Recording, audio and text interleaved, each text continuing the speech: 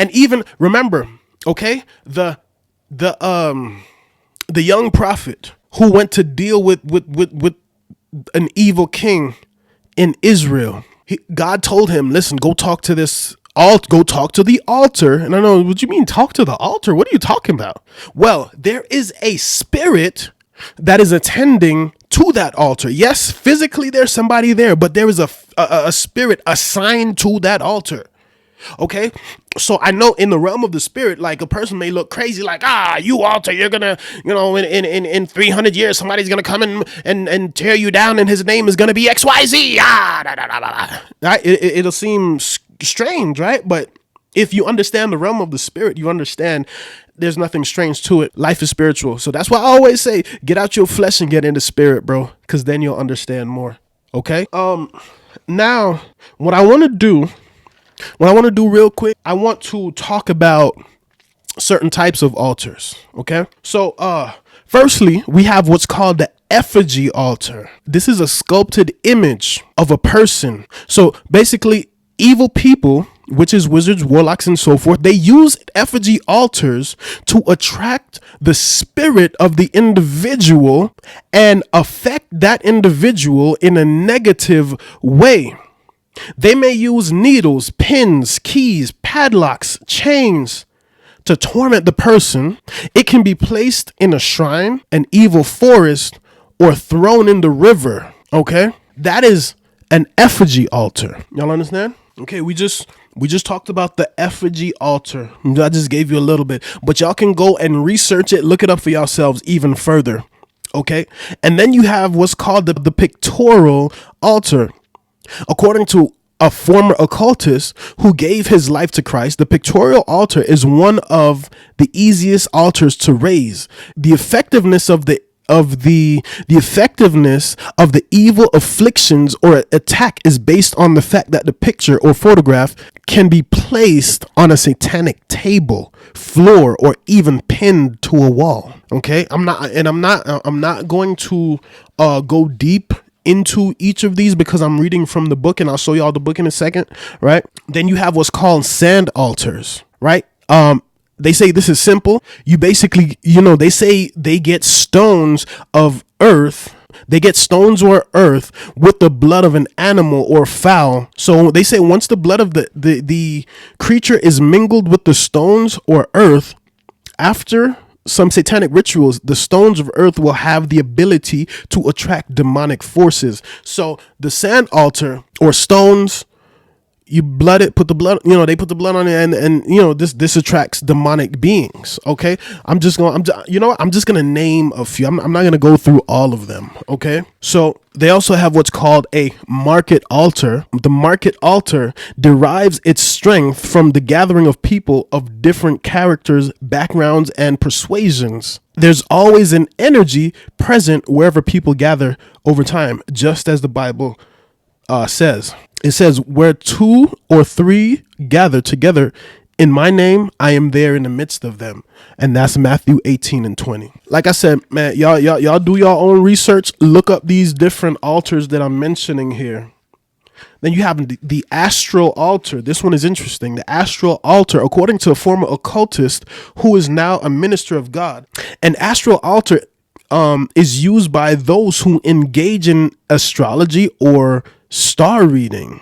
The practitioners utilizes the potential in the power of the heavenly bodies, sun, moon, and stars, and other planets to deal with their victims, right? Just like in the book of Judges, I think there was a woman that named Deborah. She was a judge in Israel, and she said, the stars in their courses fought against us. Initially, I never got it, right? But then once you started to get into the things of the spirit, you realize like, oh, so they're programming curses into the stars, into the sun, into the moon. Hence why God says in the Bible, the sun shall not smite me by day, nor the moon by night.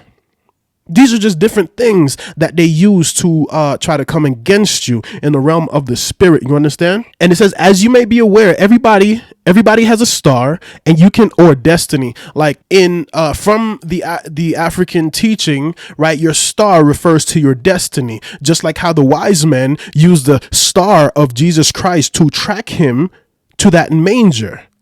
That's how they got there. They looked like, oh, okay, so let's just follow that and we'll eventually get there. And by the way, these wise men, they weren't good people. They were evil, but they it was like, hey, cuz there's somebody more powerful than us who was just born into the world. Let's go see who this is. Let's bring offerings unto him, right? And remember, it says in Joseph's dreams, he talked about 11 stars that made obeisance to him, signifying his brother, and that's in Genesis 37. So they can trace your star, and your star can be programmed or manipulated.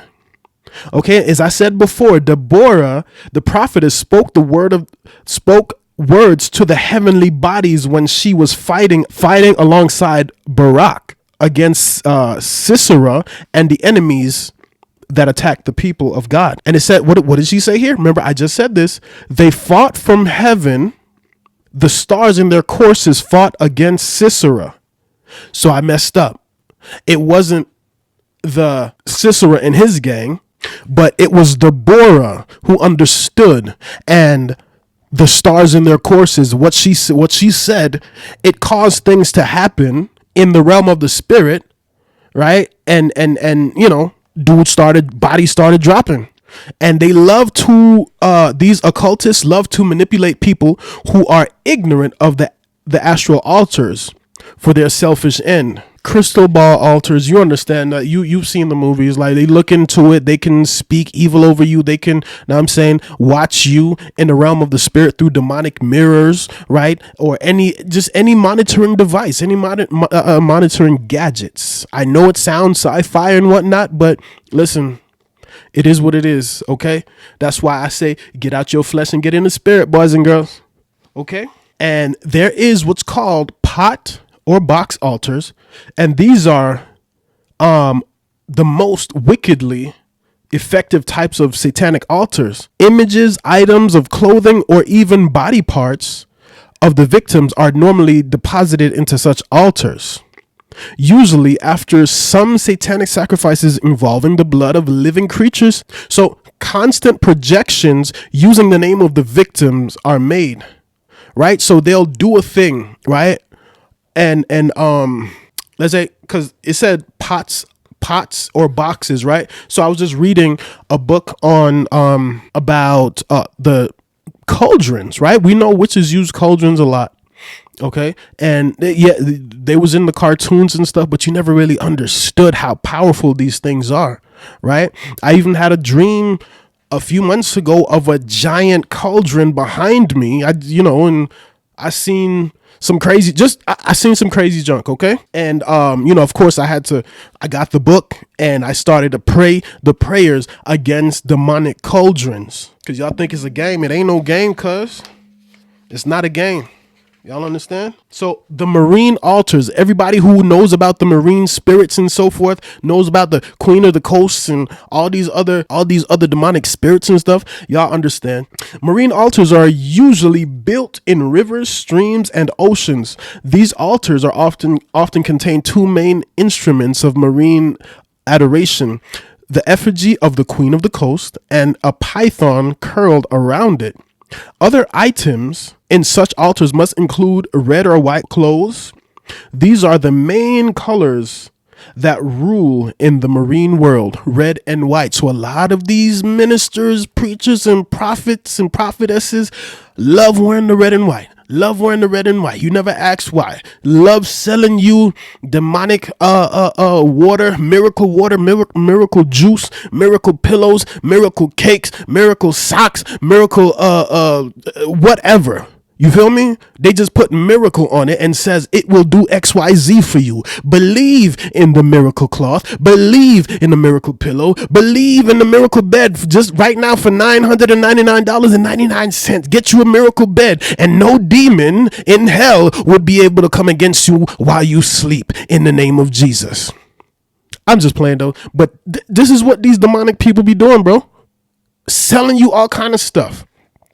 Even their own underworld, they'll sell it to you. You feel me? And it says, listen, water spirits are among the most effective demonic powers because of the link between the water and the wicked spirits in high places. In the scriptures, Pharaoh commanded his people to sacrifice the male children of the Israelites to the goddess of the water. Pharaoh's daughter's visits to the river were more for spiritual exercise than an empowerment, which gave her the opportunity to rescue Moses from the water. Okay, that's a marine altar. We're not going to go all the way into this book. Then you have your forest and tree altars, right? Forest altars are forests that harbor shrines, a shrine being a place of spiritual interplay. They are sacred spots in the forest where trees are dedicated as altars of worship. Sacrifices are all kinds of animals and creeping things are done in such places. The victim's items such as clothes, pictures, and body parts are placed on such demonic forest altars, and sacrifices are activated depending on the purpose. These altars are often found in big trees in central places of the town, such as the market square or by the town gate, as it's where major lowercase gods of the town abide. Okay, so listen, this is just some stuff for y'all to, know what I'm saying, wrap y'all minds around. There's gate altars. Okay, in the realm of the spirit, the gate as an altar is the most powerful device among altars that exists on the planet Earth. The gate is the most effective and forceful. In short, the gate is the mother of all altars. The gate's ordinance is the most pervasive, and keepers of the gates are often the chief custodians of other altars within a particular spiritual area or hemisphere. And it says Jacob's vision in Genesis 28 and 17 confirms that this is none but the house of God and is the gate of heaven, says Jacob. Right? The angels of God ascending and descending upon the ladder exemplifies the connection between the visible and the invisible. Gates are bases of spiritual authority and dominion in the affairs of people. Those who sit at the gates are often spiritual captains of villages, towns, provinces, and regions. The strong man and woman controls and determines the decisions and matters of these respective areas. And don't just think this is a third world country. Don't just think it's an African alone thing. There are altars raised all around the world in every single culture.